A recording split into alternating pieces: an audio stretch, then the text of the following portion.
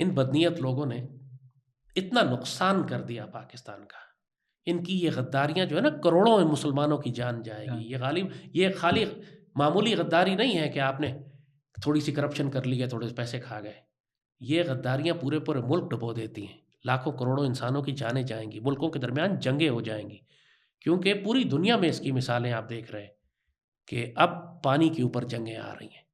پاکستان اور انڈیا کی وہ جنگ مجھے لگتا بہت واضح نظر آ رہا ہے کہ ہم نے کشمیر کی زمین کے لیے جنگ نہیں کی, لوگوں کے لیے جنگ نہیں کی. بغیرت حکمران تھے, کیا میں حملہ کر دوں, اس ٹائپ کے لوگ جو کہتے ہیں war is not an option.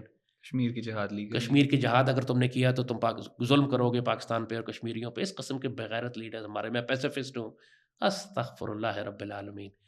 اس کی سزا اللہ اب ہمیں یہ دے گا کہ مشرک ہماری شہرک کو ایکچولی اب کاٹنا شروع کر دیں گے.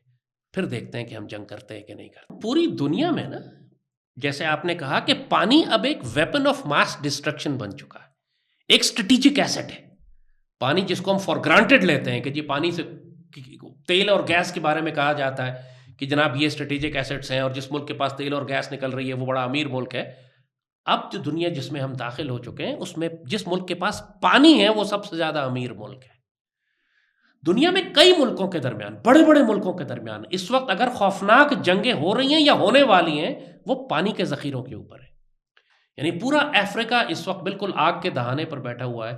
دریائے نیل جو ہزاروں سال سے چل رہا ہے, فرعون کے زمانے سے دریائے نیل کا ذکر اللہ تعالیٰ نے قرآن میں فرمایا, اور یہ سارا اس دریائے نیل کے اوپر اب سوڈان, مصر اور ایتھوپیا کے درمیان ایک جنگ ہونے والی. ایتھوپیا نے ڈیم بنا دیا اس کے اوپر. انسانوں نے کبھی اس سے پہلے ڈیم نہیں بنائے تھے. یہ دریا ہزاروں سال سے چل رہے تھے. دریائے سندھ ہزاروں سال سے چل رہا. یہ دجلہ اور فرات عراق کے دریائے ہزاروں سال سے چل رہے ہیں. دریائے نیل ہزاروں سال سے چل رہا ہے. انسان نے کبھی ان پر ڈیم نہیں بنائے تھے. یہ پچھلی صدی اور یہ صدی پہلا موقع ہے انسانی تاریخ میں کہ جب انسانوں نے ان دریاؤں کا پانی روکنا شروع کر دیا ہے بجلی بنانے کے لیے بھی. کیونکہ پہلے بجلی نہیں تھی, اب بجلی بھی بن رہی ہے, نہریں نکال رہے ہیں لوگ, آبادی بڑھ گئی ہے, ایگریکلچر کی ضرورت ہے, لوگوں کو زراعت کرنی ہے. تو اب ٹینشن بڑھنی شروع ہو گئی ہے ان تمام ملکوں میں جو ایک دریا شیئر کرتے ہیں.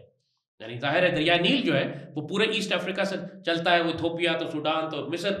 اب ہر ملک ٹینشن لے رہا ہے کیونکہ اگر یہ, اور آخر میں جو لوور اینڈ کے اوپر جو ملک آتا ہے وہ مصر آتا ہے, اپر اینڈ کے اوپر ایتھوپیا ہے, سوڈان ہے, وہ دریا کو روک رہے ہیں. سوڈان نے, ایتھوپیا نے بہت بڑا ڈیم بنا دیا ہے ایک وہاں پہ. اور کسی بھی وقت مصر اور ایتھوپیا کے درمیان اس کے اوپر ایک خونریز جنگ ہو سکتی ہے. فی الحال تو ایتھوپیا پانی چھوڑ رہا ہے تھوڑا تھوڑا, اس کے لیے مصر کا گزارا ہو رہا ہے. لیکن جس دن مصر کا جو سارا مصر کا جو دریائے نیل کا ڈیلٹا ہے, جو اس کو ایگریکلچر فارم لینڈ ہے, جو ہارٹ لینڈ ہے, جو بریڈ باسکٹ ہے, اگر وہ خشک ہونا شروع ہو گئی تو مصر کی اتنی طاقتور فوج پھر کیا کرے گی؟ وہ ایتھوپیا پہ چڑھ دوڑیں گے اس ڈیم کو توڑنے کے لیے. بالکل یہی صورتحال عراق اور ترکی کے درمیان ہو رہی ہے, شام اور ترکی کے درمیان بن رہی ہے کہ دو بڑے مشہور دریا جو مڈل ایسٹ کے ہیں, جن کے نام آپ تاریخ میں سنتے تھے, دجلہ اور فرات. اب یہ دونوں دریاؤں کے اوپر ترکی نے ڈیم بنا لیے.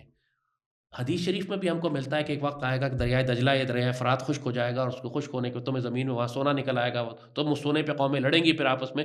یہ پہلی مرتبہ انسانی تاریخ میں ہو رہا ہے کہ یہ دریا خشک ہو رہے ہیں. امیجن کریں, مطلب اتنی بڑی بڑی پٹیاں ان کی ہیں جو خشک ہو چکی ہیں. جس طرح لاہور میں جائیں دریائے راوی آپ کو خشک نظر آتا ہے, جو ہزاروں سال سے بہ رہا تھا, اب دریائے راوی خشک ہو چکا ہے. تہذیبیں جڑی ہوئی ہیں, پوری تہذیب جڑی ہوتی ہے اس کے ساتھ. دریا خشک ہو جائے تو انسان وہاں سے مائگریٹ کر جاتے ہیں, تہذیبیں تبدیل ہو جاتی ہیں, سویلائزیشن تباہ ہو جاتی ہے, صرف اس لیے کہ ان کے ساتھ جو دریا چل رہا ہوتا ہے وہ خشک ہو جاتا ہے. انسانی تاریخ اسی طرح چلتی ہوئی آئی ہے. یہی معاملہ آپ کا انڈیا اور بنگلہ دیش کے درمیان ہے, جو بہت سارے بڑے بڑے دریا جو بنگلہ دیش میں داخل ہوتے ہیں. مزے کی بات کہ وہ ایک دریا جو ہے وہی کامن دریا جو چائنا اور انڈیا کے درمیان ڈسپیوٹ کا باعث بنا ہوا ہے, برہما پترا جس کو یہ کہتے ہیں, چائنا نے اس کو اپنا نام رکھا ہوا ہے. یہ دریا نارتھ انڈیا سے ہوتے ہوئے بٹوین چائنا اینڈ انڈیا, یہ 7 سسٹر اسٹیٹ سے ہوتا ہوا یہ بنگلہ دیش میں داخل ہو جاتا ہے. یہ بڑا دریا جو اس پورے ریجن کو, اب اس کے اوپر ہر کوئی ڈیم بنانے جا رہا ہے. چائنا اس کے اوپر ایک دنیا کا سب سے بڑا سپر ڈیم بنا رہا ہے. انڈیا سپر ڈیم بنا رہا ہے کہ جو 7 سسٹر اسٹیٹس اور بنگلہ دیش کا پانی روکنا شروع کر دے گا. اب بنگلہ دیش اور انڈیا کے درمیان بھی اسی طرح پانی کے اوپر ٹینشن شروع ہو گئی ہے کہ جو پاکستان اور انڈیا کے درمیان ٹینشن ہے. اور آپ نوٹ کریں گے کہ پوری دنیا میں اب کوئی آربیٹریشن کا یا مصالحت کا نظام ہی نہیں ہے کہ جو اس ڈسپیوٹ کو ریزالو کر سکے سوائے جنگ کے.